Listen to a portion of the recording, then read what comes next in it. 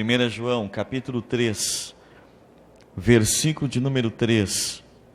A minha tradução é um pouquinho diferente, mas o sentido é o mesmo. Vamos lá.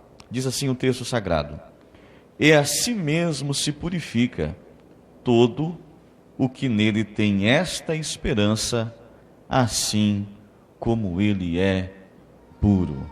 Amém? Tome assento, por favor. Estamos percebendo que o tempo está passando e muitas vezes nós estamos nos esquecendo que o principal objetivo da igreja na terra, além de sobreviver ao mundo, é, na conclusão de tudo isso, chegar aos céus. E a gente acaba às vezes se envolvendo com tantas coisas, com tantas situações, com tantas dificuldades. São tantas coisas da vida e a gente vive numa vida tão corrida, tão complicada, que a gente passa o dia inteiro às vezes que a gente não se lembra nem que poderia ser naquele dia, naquele exato momento, ou durante o dia que Jesus pudesse, quem sabe, voltar para buscar a sua igreja, e aí ia acabar tudo, ia acabar o cansaço, ia acabar a dor, o problema com as contas, a dificuldade com a vida presente, porque nós estaríamos então a partir daí para sempre com o Senhor nos ares. O capítulo 3 de João, que é o apóstolo amado, o apóstolo do amor, o capítulo 3, o versículo 3, o contexto em si fala sobre a volta de Jesus. Porém, o versículo 3 é interessante porque ele diz assim: E a si mesmo se purifica todo aquele que nele, com N maiúsculo, se referindo a Cristo, todo aquele que nele tem essa esperança. Agora nós temos que pensar o seguinte: que esperança é essa? A esperança na qual João está se referindo aqui é a esperança do arrebatamento. Nós temos um ditado popular que diz que a esperança é a última que morre, mas para quem quer ir morar no céu, a esperança nunca morre. Assim que eu aceitei a Jesus, um amigo meu, na fé, um diácono, que me ajudou muito no início da minha conversão, me disse uma frase interessante, que já fazem 16 anos que estou servindo a Cristo, mas eu nunca mais me esqueci. Ele disse: olha, Kleber, podem todos se corromperem, mas nós que almejamos os céus, não podemos nos corromper. Agora, o céu está condicionado, na verdade, ao fato de nós vivermos para Cristo. E todo aquele que nele tem essa esperança, purifique-se a si mesmo, assim como ele é puro. O céu está condicionado à santidade da nossa vida. Caso contrário, corremos o risco de não sermos contemplados pelo arrebatamento. A Bíblia diz: segui a paz com todos e a santificação, sem a qual ninguém verá o Senhor. Então o céu está condicionado a essa observância, a esses preceitos, a essas recomendações. Nós não estamos esperando o céu. Se nós pararmos para analisar a maneira com que a igreja está vivendo no século 21, eu acho que fica uma incógnita. Será que realmente nós estamos aguardando o céu? Estamos vivendo e aspirando a Nova Jerusalém? Porque as nossas atitudes, eu digo isso começando por mim, porque eu não sou melhor do que ninguém, aqui todo mundo está nivelado. As nossas atitudes, às vezes, não estão de acordo com aquilo que nós dizemos que somos, ou que queremos para a vida futura. Será que de fato estamos aguardando a volta de Jesus? Será que é essa a postura de quem aguarda a volta de Jesus?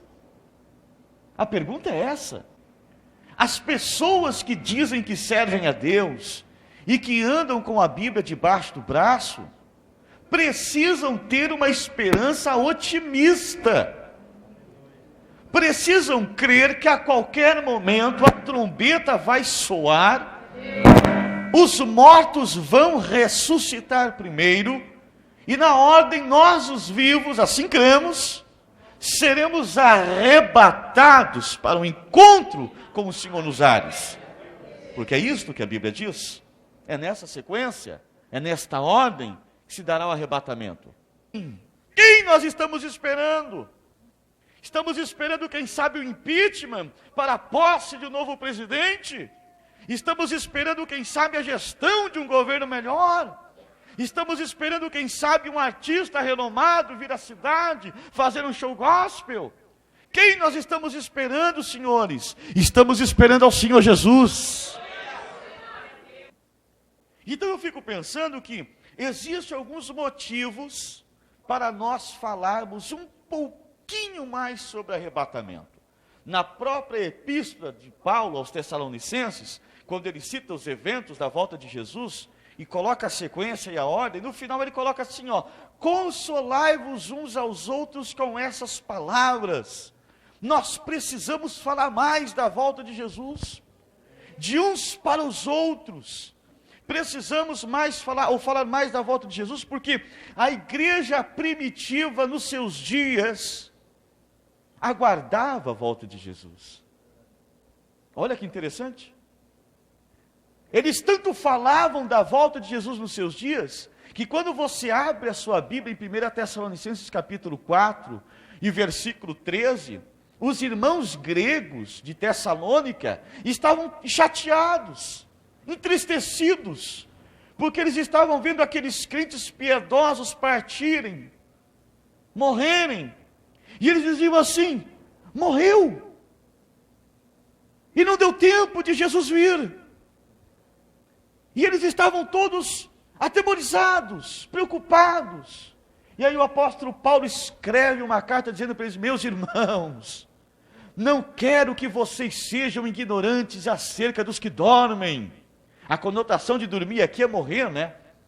Eu não quero que vocês sejam ignorantes acerca dos que dormem, até porque de modo nenhum nós vamos preceder os que dormem.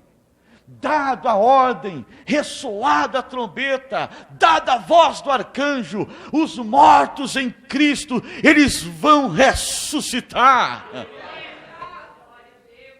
Mas eles já esperavam a volta de Jesus nos seus dias. 2000 anos se passaram e a igreja está viva.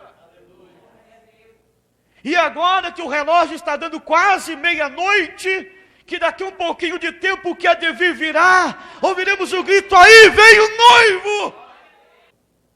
Por que falar do arrebatamento?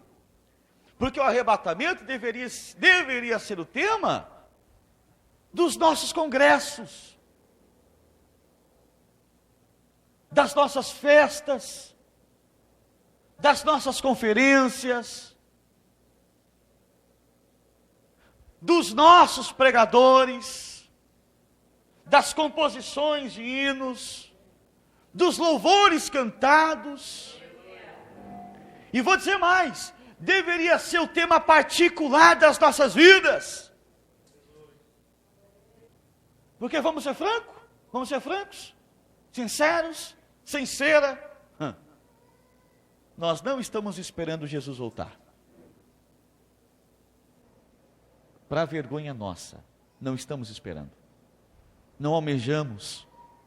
Estamos mais preocupados com o que nós vamos fazer com o trabalho, com a empresa. É pecado, não é pecado. Estamos tão ocupados com a vida presente. E o que o diabo mais quer nos últimos dias é que a gente fique ocupado. Porque enquanto estamos ocupados nessa corrida desenfreada pelo dinheiro, que deixou de ser uma corrida por manutenção de sobrevivência, estamos correndo por causa dos nossos luxos e caprichos, porque não se trabalha mais para sobreviver. Nós trabalhamos por causa do luxo e do capricho. E a vida espiritual é que paga a conta. Agora, entre a esperança da volta de Jesus, existe a infeliz esperança. Porque o apóstolo Paulo escreveu em 1 Coríntios capítulo 15, e recomendo ler todo o capítulo 15 em casa, é um capítulo extenso, mas todo ele gira em torno do arrebatamento. E aí quando ele escreve o capítulo 15, no versículo 19, Paulo diz assim, se a nossa esperança, diga comigo, se a nossa esperança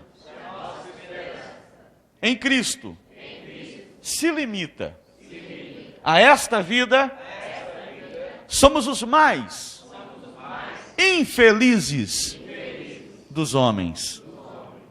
Já pensou nisso? Se a nossa esperança em Cristo está limitada só a esta vida aqui, somos os mais infelizes dos homens. E algumas traduções são mais enfáticas, mais radicais, porque dizem assim: somos os mais miseráveis dos homens. E a gente está vivendo uma época onde, infelizmente, as pessoas correm atrás de Cristo por causa das vantagens e benefícios. Vocês não correm atrás de Jesus por causa do céu. O grande engodo que as igrejas neopentecostais usam é a necessidade, é a doença, é a falta de dinheiro, é o problema no casamento. Jesus faz tudo isso? Faz. Resolve. Mas eles não pregam o céu. Eles transformam Jesus num assistente social.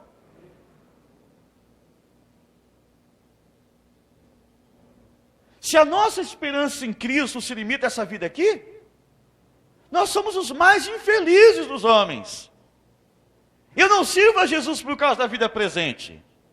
Eu sirvo a Jesus por causa da vida presente, mas também por causa do céu. E aí eu dividi os sinais da volta de Jesus em pelo menos algumas áreas. 4. Primeiro, dentro de uma área política. Se nós olharmos a gestão política dos governos deste mundo globalizado, nós temos os sinais de que Jesus está voltando. Vamos ser contemporâneos. Primeira Guerra Mundial, Segunda Guerra Mundial, o Holocausto dos Judeus, a Guerra da Bósnia, 91, a Guerra no Golfo Pérsico, a tentativa de invasão do Iraque no Kuwait, 2011 ou 2001, e o 11 de setembro, quando as torres gêmeas do World Trade Center foram derrubadas. A política antiterrorista norte-americana desencadeada para poder caçar Osama Bin Laden e Al-Qaeda. A invasão das tropas americanas do Iraque no Afeganistão. Começa a acompanhar as notícias de agora que você está vendo, porque naquela época nós não tínhamos Facebook, não tínhamos nem o extinto Orkut, não existia o mundo digital. Mas você começa a acompanhar as notícias hoje em tempo real. Você vê o mundo que está acontecendo. Aí tem gente que diz assim: crente não pode se envolver com política. Ou a política não pode se envolver dentro da igreja. Mas nós temos o dever de votar, querendo ou não, fazendo bico ou não. Devemos sim ler política, entender política. Porque quando precisamos de exame, consultório, remédio, a gente precisa de política. Posso falar? Porque eu não estou falando de partido nenhum aqui, gente.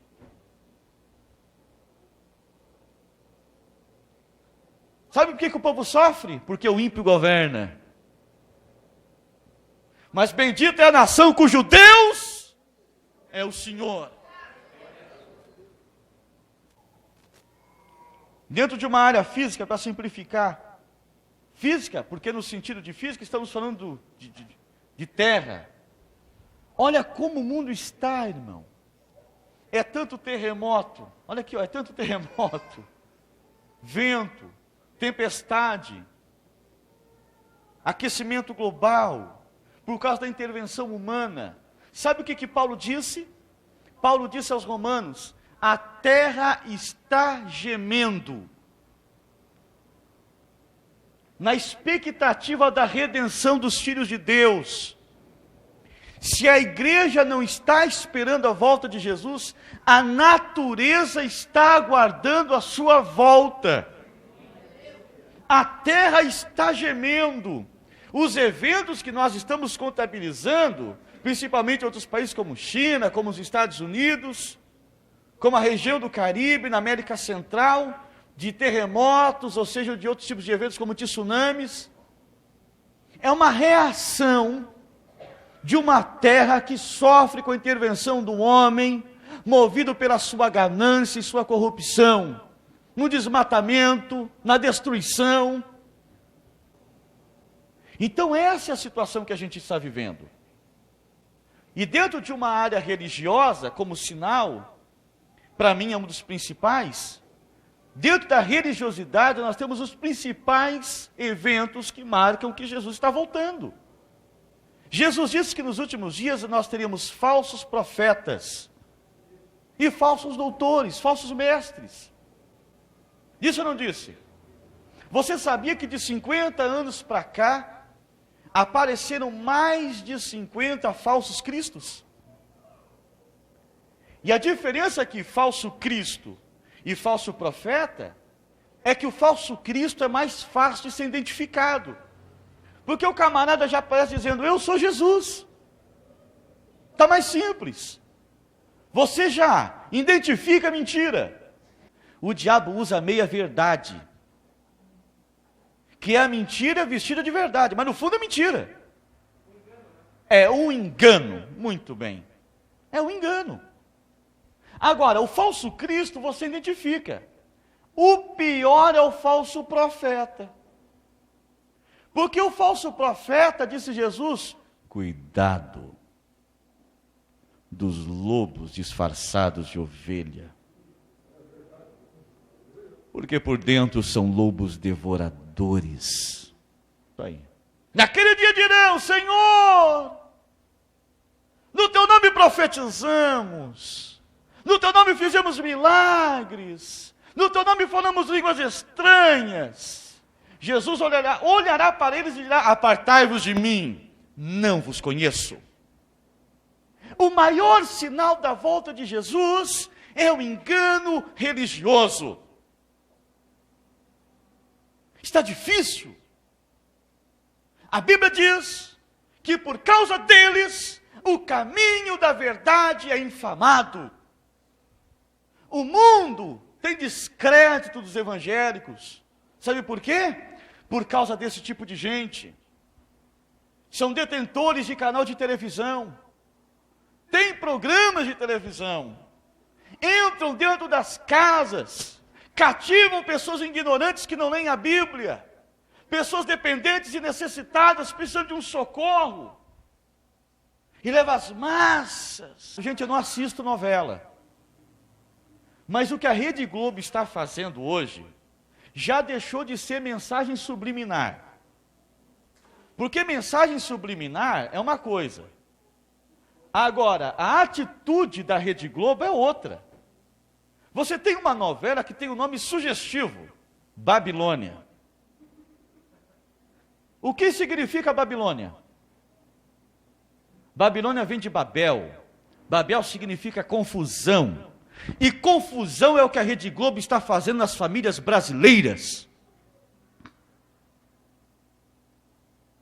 Aí o conteúdo da novela. Não vou dizer o roteiro todo, vamos lá. Personagens, coadjuvantes. Você tem duas senhoras que vivem juntas. Você tem dois homens apaixonados. E o único evangélico é um pastor. Abre parênteses, corrupto, ladrão, mentiroso e adúltero. Você sabe o que é isso? Isso é uma afronta à igreja de Deus. Agora aperta o cinto e doa quem doer. Muito bonito você dando audiência para eles, viu? Muito bonito. Que não perde um capítulo, que sabe a história do começo ao fim. Muito bonito. Porque é com a sua audiência que eles capitalizam dinheiro para manter aquela estrutura de pé. Vamos lá então. Então o mundo não quer saber de Jesus, gente. O mundo está desse jeito. A apostasia é o se afastar consciente, deliberadamente de Deus. E eu vou dizer mais para vocês uma coisa. Sabe o que a Bíblia diz? A Bíblia diz, porque as pessoas não amam a verdade, Deus envia o espírito da mentira. Capítulo 2, versículo 9. O que o texto está dizendo aqui? que o mundo não quer a verdade. A rejeição da verdade faz com que Deus mande sobre a terra o espírito do erro. Porque não amaram a verdade, mas abraçaram a mentira. Deus manda o espírito do erro para que eles errem. Pegando o evento do Antigo Testamento, a Bíblia diz que um dia Josafá e o rei Acabe se reuniram para a peleja. Presta atenção na história. E a Bíblia diz que Acabe estava lá, preocupado se ia peleja ou não. E alguém disse o seguinte: chama os profetas. Josafá disse: você não tem um profeta aí? E aí chamaram os profetas, porque era comum consultar o profeta antes de ir à guerra, para saber se era de Deus ou não ir à guerra. E Acabe chamou aproximadamente 400 profetas. E os profetas começaram a profetizar. Era profeta, gente. E os profetas profetizavam: vai à peleja, vai à peleja, o Senhor vai te entregar aquela cidade. Josafá, que era um rei que temia o Senhor, olhou para Acabe desviado e disse assim: vem cá, tu não tens nenhum profeta de Deus aí? Eu confesso que eu não acredito nesses 400 aí não. Aí olha o que o Acabe disse. Acabe disse assim: olha, tem um profeta aí, ainda tem um. Olha só, ainda tem um. Eu não gosto dele. Sabe por quê? Porque ele nunca profetiza coisa boa para mim. Como é que é o nome dele? É Micaías. Micaías estava preso. Aí Josafá disse: então tá, manda chamar Micaías aqui. Aí mandaram chamar Micaías. Aí disseram assim: Micaías, vai lá. Tem 400 profetas profetizando numa só voz, num só tom. E tu, pelo amor de Deus, tu chega lá e tu profetiza igual a eles. Micaías disse: tá, então tá. Quando Micaías chega lá, Micaías chega e profetiza igual aos 400. Aí alguém diz assim: não, mas eu quero que tu profetize a verdade. Aí ele profetiza: hoje tu cairás na peleja, Acabe. E ele disse, aí o profeta disse: eu vi o Senhor assentado no seu trono, os seus exércitos estavam à sua direita e à sua esquerda. E Deus dizia: quem enganará Acabe? E saiu do meio deles um espírito enganador, e disse: eu irei, e serei espírito mentiroso na boca dos profetas, e vou enganar Acabe. E Deus disse: então vai e faz. O que aconteceu no passado é o que está acontecendo hoje. Pelo fato de as pessoas não querem a verdade, Deus manda o espírito do engano. O pior é a apostasia dentro da igreja. De pessoas que foram iluminadas, chamadas, escolhidas, têm o pleno conhecimento da verdade, já provaram as glórias do mundo vindouro, hoje no presente, e mesmo assim estão rejeitando a verdade. 1:18 de Romanos diz o seguinte, olha o que diz 1:18 de Romanos: a ira de Deus se revela do céu contra toda impiedade e perversão dos homens, que detêm a verdade porque preferem a injustiça. Sabe o que a Bíblia também diz? Que Paulo manda Timóteo pregar e diz assim: Timóteo, eu te conjuro-te perante Deus, Timóteo, e Cristo Jesus, que há de julgar vivos e mortos, pela manifestação da sua vinda e pelo sopro da sua boca, Timóteo, prega a verdade, em tempo e fora de tempo, porque haverá um tempo em que os homens não suportarão a sã doutrina, se vão cercar de mestres segundo as suas próprias paixões, tendo comichões nos ouvidos. Mas tu, homem de Deus, prega a verdade,